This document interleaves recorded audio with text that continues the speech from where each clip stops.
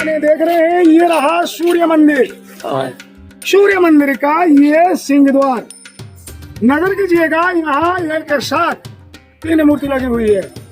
तो नीचे एक आदमी लेटा हुआ है, हाथी बीच में, सिंह ऊपर में। ये दोनों बाजू में दोनों मूर्ति सेम। तो मतलब क्या है ये मूर्ति के पीछे? सर ये जो हाथी, ये रहा दौलत का प्रतीक, गजलक्ष्मी, हेल्थ इज वेल्थ। सिंह रहा शक्ति, दुर्गा जी का सवारी। मतलब हाथी रहा दौलत और सिंह रहा ताकत। तो आदमी के पास दौलत ताकत होने से आदमी कुछ भी कर सकता है, और दौलत ताकत को लेके जो गर्व और अहंकार करता है, अहंकारी और घमंडी आदमी का नाश इसी तरह ही होता है। मंदिर सामने मूर्ति को दिखाने का मतलब यह है कि मंदिर आने से पहले, भगवान जी को दर्शन करने से पहले जो गर्व, जो अहंकार हम लोगों का मन में है, ये सबको मंदिर के बाहर में छोड़ के अंदर आना चाहिए। तब जाके हम लोगों को भगवान जी का दर्शन मिल पाएगा।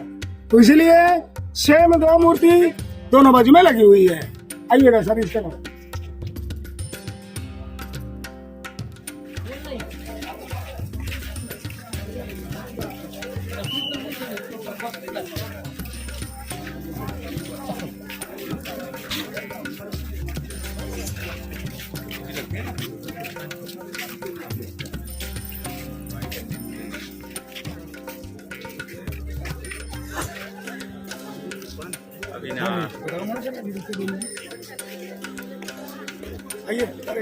आप लोगों का ये सूर्य मंदिर बना हुआ था सन 1250 में। गंगा डायनेस्टी का राजा नरसिंह देव ने ये मंदिर को बनाया था। कलिंगा उस समय का ओडिसी का नाम था, और कलिंगा का 12 साल का रेवेन्यू इन्होंने खर्चा किया था 40 करोड़ स्वर्ण मुद्रा। टोटल एरिया मंदिर का 12 एकड़। यहाँ भी आप लोगों ने 4 मंदिर दिखिएगा। पहला ये रहा नाट्य मंदिर, सामने ये जो रहा प्रार्थना मंदिर, सभा मंडप। उसके बाद पीछे में था कोणार्क मेन टेम्पल जो ऑलरेडी टूट चुका है। चौथा देखिएगा सूर्य देव का पत्नी छाया देवी की मंदिर। नाट्य मंदिर, प्रार्थना मंदिर, मेन मंदिर, छाया मंदिर। कोणार्क मेन टेम्पल वो बड़ा मंदिर के पीछे में था। हाइट था 227 फीट। किंवदंती के हिसाब में वो मंदिर के ऊपर बड़ा सा चुंबक लगा हुआ था, चारों मंदिरों को बैलेंस करने के लिए। अंग्रेजों से पहले 1498 में पुर्तगाली लोग भारत आए थे व्यापार करने के लिए। उन लोगों ने जब जहाज लेकर समुद्र में जाना ना करते थे, तो चुंबक ने मिसगाइड किया करते थे जहाज का कंपास को। तो इसीलिए कहते हैं कि वो लोग ने डायनामाइट लगा के चुंबक तोड़ देने के बाद मंदिर गिरना शुरू हो गया। 1848 में समुद्री तूफान की वजह से कोणार्क मेन टेम्पल गिर गया। तो 1848 में मेन मंदिर गिरने के बाद 1939 में आर्कोलॉजिकल सर्वे ऑफ इंडिया ने सूर्य मंदिर को सेंट्रली प्रोटेक्टेड मॉन्यूमेंट डिक्लेयर किया है। तो 1984 में वर्ल्ड हेरिटेज डिक्लेयर किया है यूनेस्को। तो पूर्वी भारत में सिर्फ सूर्य मंदिर जो रहा यूनेस्को का वर्ल्ड हेरिटेज साइट। तो मुख्य मंदिर गिरने के बाद देखने के अभाव से ये प्रेयर हॉल भी गिरना शुरू हो गया। तो यह मंदिर को बचाने के लिए जे वडीलन जो थे lieutenant governor of Bengal lord Curzon के समय में, अंग्रेजों के जमाने में, इन्होंने यह मंदिर का चारों दरवाजे को बंद करके तला से हटा के ऊपर से रेती और पत्थर अंदर में भर दिया है ताकि गिर न जाए। अंदर सलिड हो गया, सपोर्ट मिल गया अंदर से, तो इसीलिए ये बच गया। सर ये मंदिर 2 प्रकार के पत्थर में बना हुआ है। एक रहा खंडोलाइट, दूसरा रहा क्लोराइट। खंडोलाइट पत्थर जो है ये रहा बालू पत्थर। समुद्र यहाँ से 2 किलोमीटर।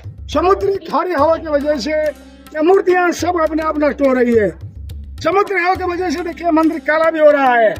तो इसलिए आप लोगों ने सुना होगा सूर्य मंदिर का एक दूसरा नाम है ब्लैक पगोड़ा।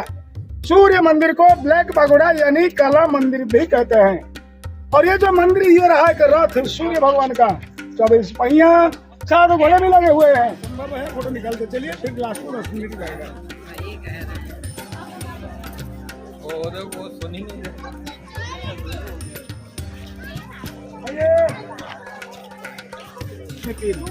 पहिया तो सभी दाहिने में 12, बाएं बाजू में 12, ये रहा दाहिने तरफ 12 पहिया, 4 घोड़ा। हमने आपको कहा था बालू पत्थर की वजह से मूर्ति टूट रही है। मुगल के पीरियड में पुर्तगाली लोगों ने भी कुछ नुकसान किया था मंदिर का। तो इसीलिए ये जो 7 घोड़े लगे हुए थे, 2 बचा और बाकी 5 टूट चुके हैं। दाहिने में तो 4 बचा है। तो नजर कीजिएगा दाहिने हाथ जो 4 है, एक थोड़ा बहुत बच गया है। सॉरी, एक का सर दिख रहा है, दूसरा थोड़ा बहुत बच गया है, बाकी दोनों का पाँव पीछे में है। तो बाएं बाजू में इसी तरह 3 है, 4, 3, 7। इंद्रधनुष में सातरंग हो कभी सात दिन के लिए। हम जितने यहाँ खड़े हैं हम लोगों का नाम सब अलग अलग है। तो इसी तरह सात घोड़े का सात अलग अलग नाम जो हमारा वेद में लिखा है, ऋग वेद में।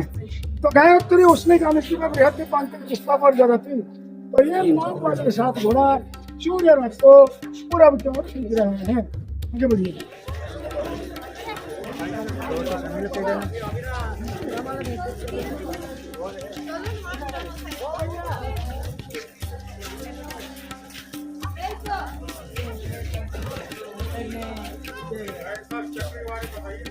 तो डायने में जो भरा उनमें से ये रहा नंबर 4 और ये रहा सबसे साबुत 24 में से।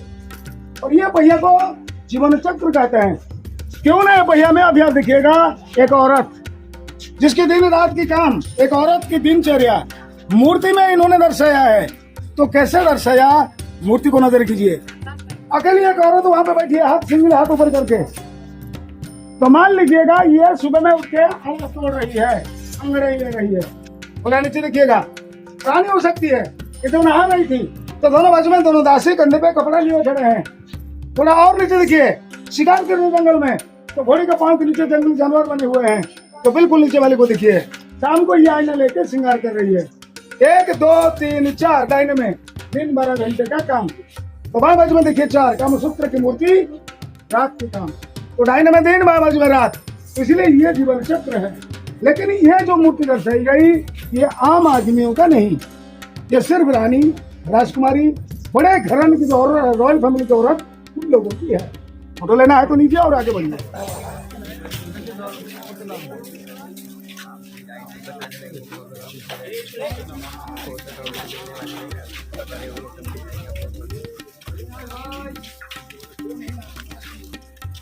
प्रार्थना मंदिर ये टूटा वाला था, मेन मंदिर कोणार्क का 227 फीट। ये मंदिर के ऊपर ही चुंबक था।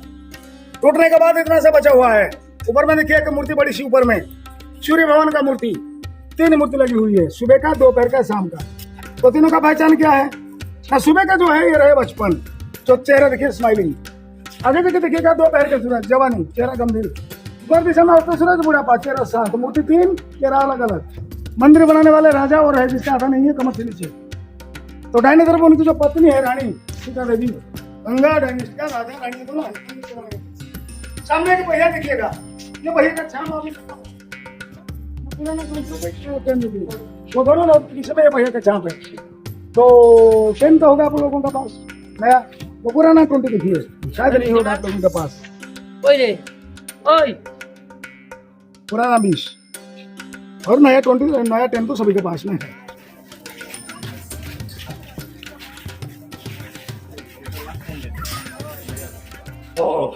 देखिए भाई, ये सूर्य घड़ी है। सूर्य घड़ी, धूप होगा, छाया गिरेगी, टाइम पता चलेगा।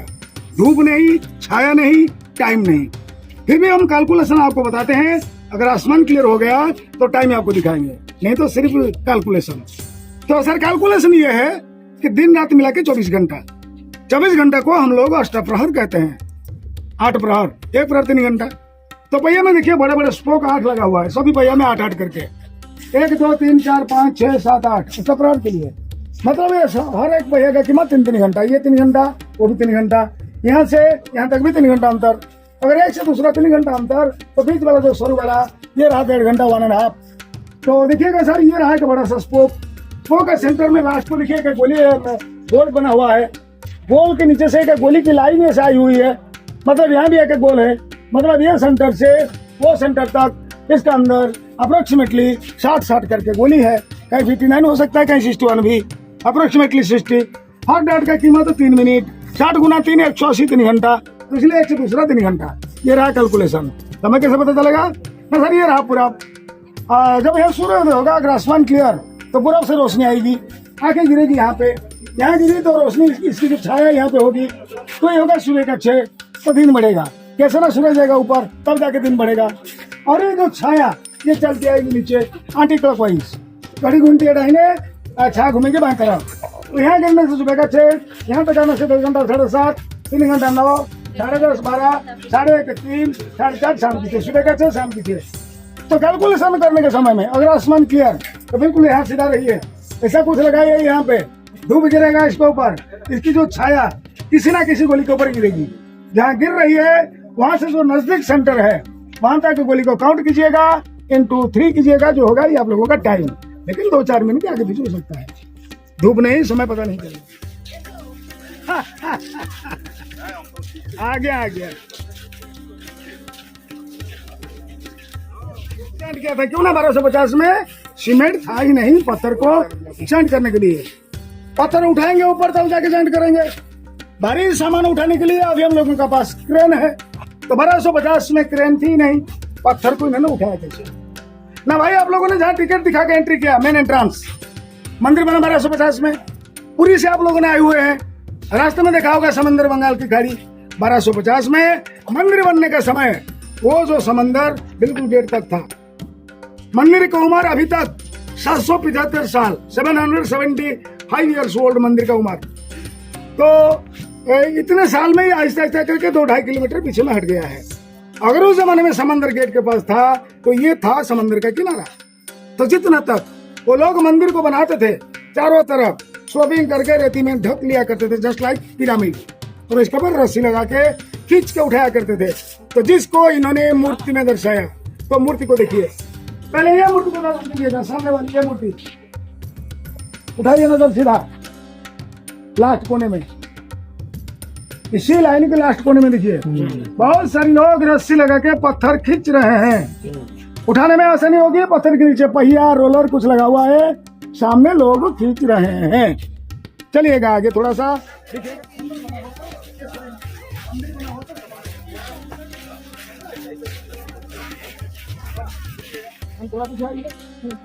चलो ये देखिए दूसरी मूर्ति को बैठ कर सूरज, मतलब मध्यान्ह, जवानी, चेहरा गंभीर, मुकुट सर पे, गम्बुट पांव में, ये मूर्ति एक रथ के ऊपर खड़ी हुई है। इस रथ में 4 घोड़े भी लगे हुए हैं। 2 नंबर मंदिर ये है छाया मंदिर। छाया कौन? सूर्य का पुत्र, सूर्य के 2 पत्नी है, छाया संध्या। और मंदिर में मूर्ति नहीं, दूसरी बात मंदिर का अंदर का दीवार भी प्लेन है। क्यों ना ये रहा कलिंगा स्टाइल का टेम्पल। कलिंगा जो है उड़ीसा का पुराना नाम। कलिंगा यानी कि उड़ीसा में जितने बड़े बड़े मंदिर, सभी मंदिरों का अंदर का दीवार प्लेन। तो ना ये पहचान है कलिंगा स्टाइल का। तो मंदिर में मूर्ति नहीं, दीवार प्लेन। तो वहां जाने के बजाय थोड़ा इस तरफ आइए, खास करके मैडम लोगों के लिए, बढ़िया आप लोगों के लिए खास चीज, शादी करने के बाद जो हिंदू औरत सिंदूर लगाती है, आप लोगों ने देखा होगा, हम भी देखा होगा, और हमने ये भी देखा है कि ज्यादातर औरत लोग आईने के सामने खड़े होकर के ऐसे ही सिंदूर लगा लेती है। लेकिन हमारा जो शास्त्रकार है, शास्त्रविद, तो उन लोगों का कहना है कि ऐसे मत लगाइए, लगाना है तो सिर्फ ऐसे ही लगाना चाहिए। भाई ऐसे क्यों नहीं, क्या होगा अगर ऐसे कोई सिंदूर लगाती है? जो सिंदूर लगाएगी खड़ी रहेगी आईने के सामने, मतलब सामने में आईना, उस तरफ ये रहेगी आईना, चेहरा, दोनों के बीच में हाथ आता है, हाथ का छाया गिरेगी चेहरे पे। छाया कौन है? शनि ग्रह का माँ है। अगर शनिदेव देखेंगे कि माँ की छाया पर्टिकुलर ये औरत की चेहरे पे गिर रही है, ये नुकसान कर सकते हैं। तो इसलिए हमेशा ऐसे ही लगाइए, हाथ की छाया चेहरे पे गिरना नहीं चाहिए, ये लगा रहे हैं।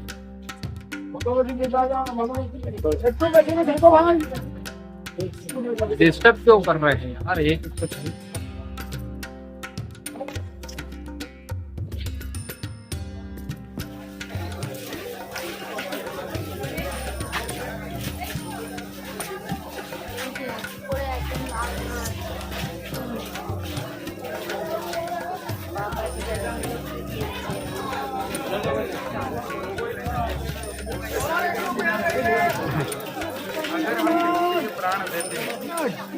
शाम का सूरज मतलब बुढ़ापा।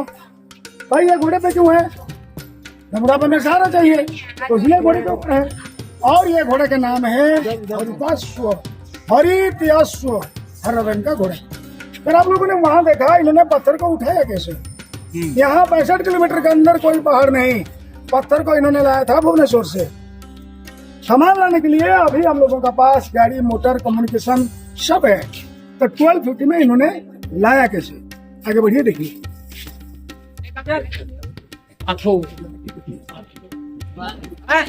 यहाँ भी चलो चक्कर क्यों लगा था?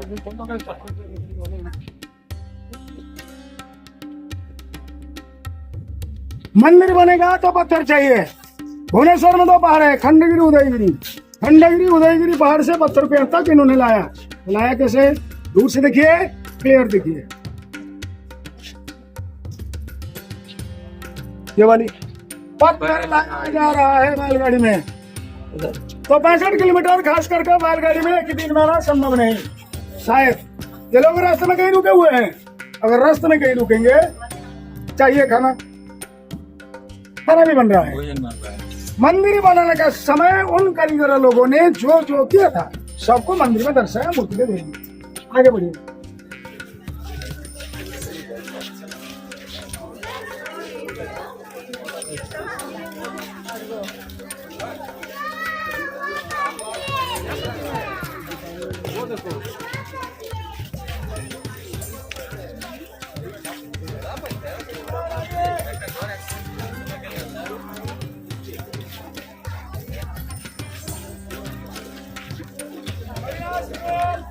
सभी मेहमान आ गए, ये लो।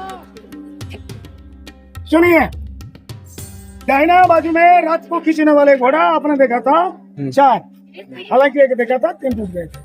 तो बाएं बाजू में देखिएगा, एक दिख रहा है, बाकी दोनों का सर रखा हुआ है सामने। 7 इंद्रधनुष में 7 रंग, हफ्ते में 7 दिन। ये रहा उत्तर दिशा, ये रहा उत्तर द्वार। ये द्वार का नाम है भोजो द्वार। ये नजर कीजिएगा, 2 हाथी, और वो दोनों मूर्ति दरवाजा का ये दोनों साइड में लगी हुई थी। मूर्ति पुरानी, लोग साइड में आना जाना करते हैं, पता नहीं है कब किसके ऊपर गिर जाएगी। 1959 में यहाँ से उठा के वहां तक ले लीजिए।